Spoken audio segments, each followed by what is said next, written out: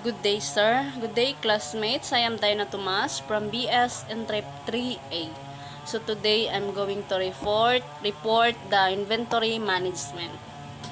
The first component of the cash conversion cycle is the average age of inventory.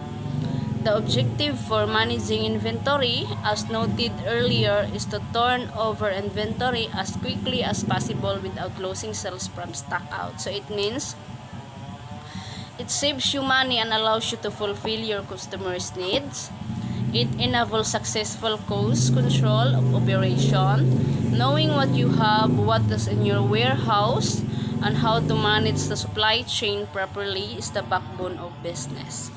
So the next is we have differing viewpoints about inventory level. Differing viewpoints about appropriate inventory levels commonly exist among firms, finance, marketing, manufacturing, and purchasing manager.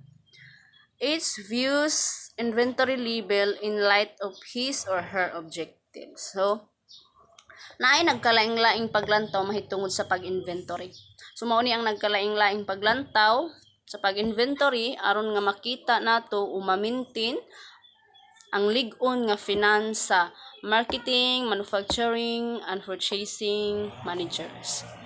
Ang paglantaw sa matag inventory levels in light ra siya sa iyahang objectives. First is financial manager. General disposition toward inventory levels is to keep them low to ensure that the firm's money is not being unwisely invested in excess resources. So it means financial manager mauni ang mag-oversee sa financial health of an organization and help to ensure its continued viability, and also they supervise important functions such as monitoring cash flow, determining profitability, managing expenses, and producing accurate financial information, and also they create financial reports, direct investment, and create plans and strategies for the long-term financial benefit of a business or organization. So the next is we have a marketing manager. On the other hand, would like to have large inventories of the firm's finished products. So it means marketing manager, they are the responsible for developing, implementing, and executing strategic marketing plans for a entire organization in order to attract potential customers and retain existing ones. So mauni ang gabuo og plano sa business nga ilang i-implement ang katibuk-ang plan aron nga ang mga potential nga customer is ma-attract. So also marketing, di analyze trend and sila ang mag-manage sa mga budget. So dapat makabalutas mga budget aron mahibaw-an nato ug makatabang ba ni sa business sa pagpalambo. So the next is we have a manufacturing manager.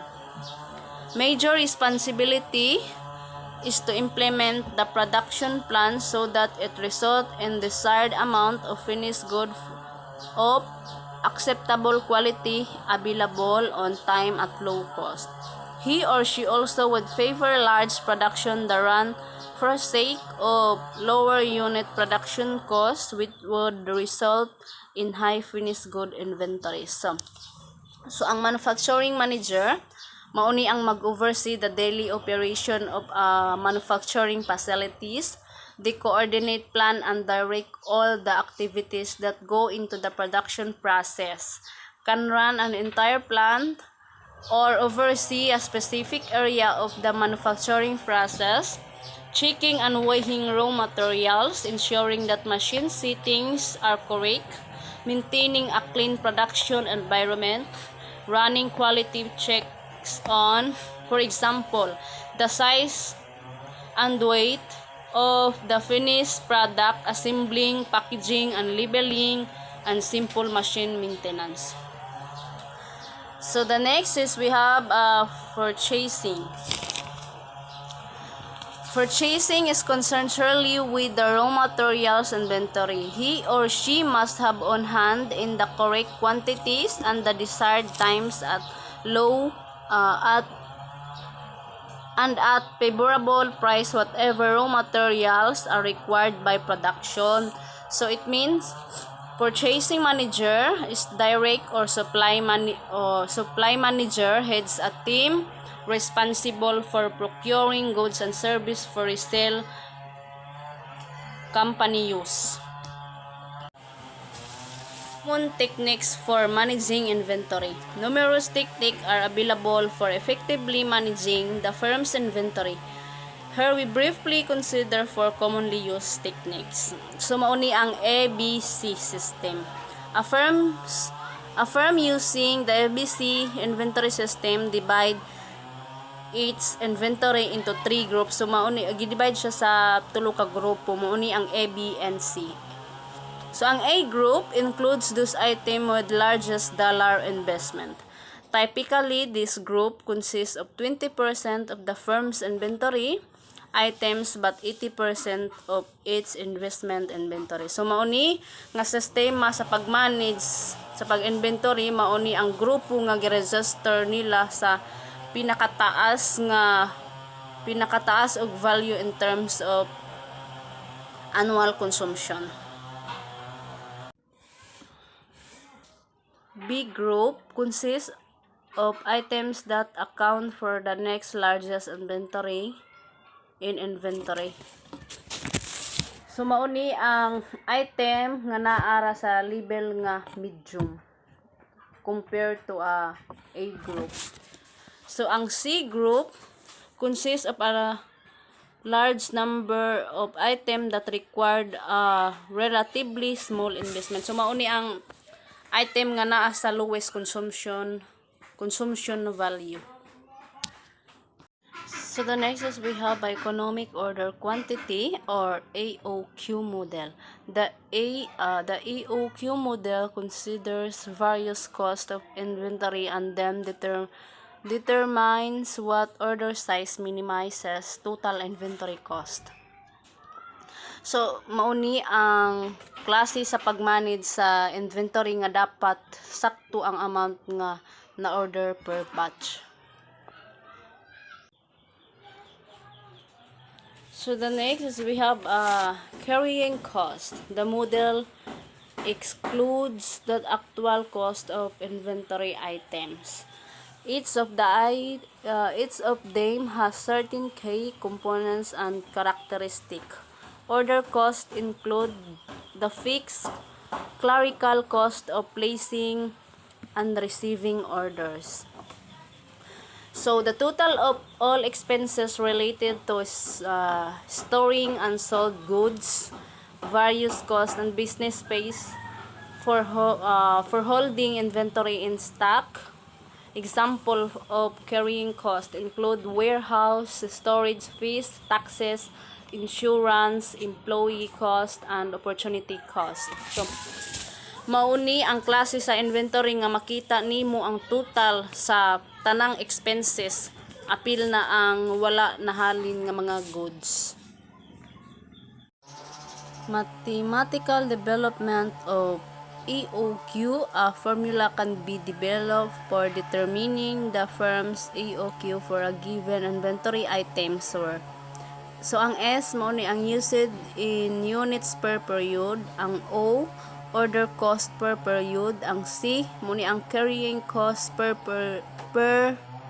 unit per period, ang Q mao ni ang order quantity in units. So the first step is to derive the cost function for an order cost and carrying cost.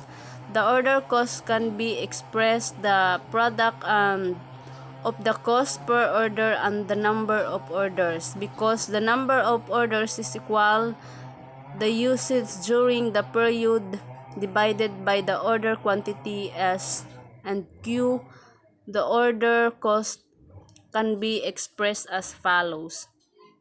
Order cost is equals O times S plus Q. So mao ni ang result 15.4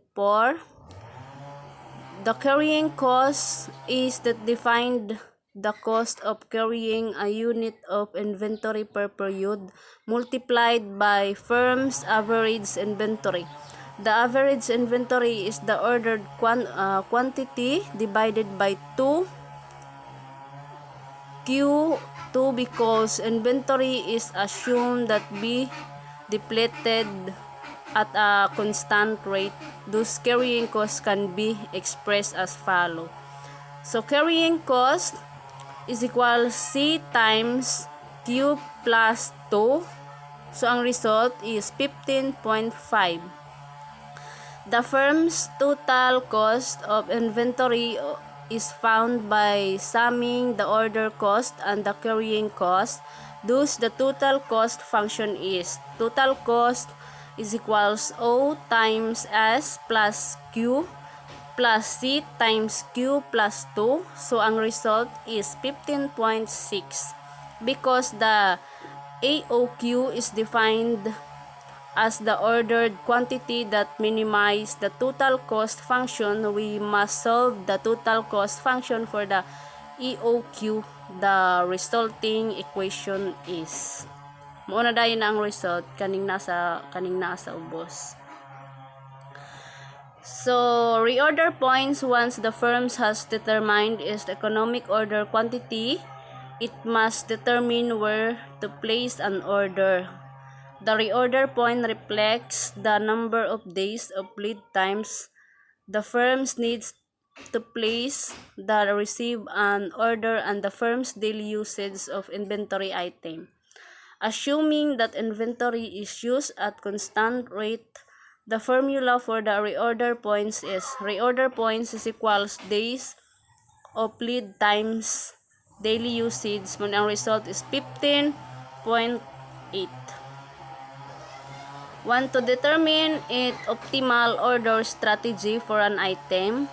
To calculate the AOQ, we need the following inputs. So, order cost per order is equal $150. Carrying cost per unit per year is equals $200. Substituting into equation 15.7, we get sumaunidan siya ang AOQ times 2 times 1,100 times $150 ga result siya og is equal is 41 units.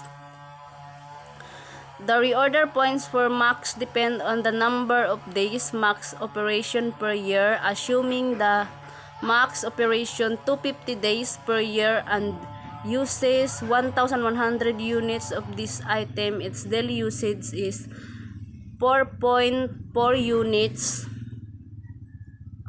1,100 plus 250.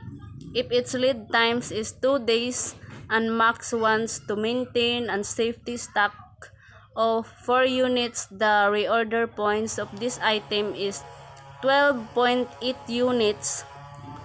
2 times 44, 4.4 plus 4. However, orders are made only a whole units of order is placed when inventory falls into 13 units. The firm's goal for inventory is to turn over as quickly as possible without stock inventory. Turnover is calculated by dividing cost of goods sold by average inventory. The AOQ model determines the optimal order size and indirectly through the assumption of constant usage the average inventory. Thus, the AOQ model determines the firm's optimal inventory turnover rate given the firm's specific cost of inventory. Just-in-time GIT or GIT system. The just-in-time system is used to minimize inventory investment. The philosophy is that materials should arrive at exactly the time they are needed for production. Ideally, the firms would have only work in process inventory because its objective is to minimize inventory investment. GIT system uses no or very little safety stock. So that's all, and thank you for listening, sir and classmates. So have a nice day. God bless po.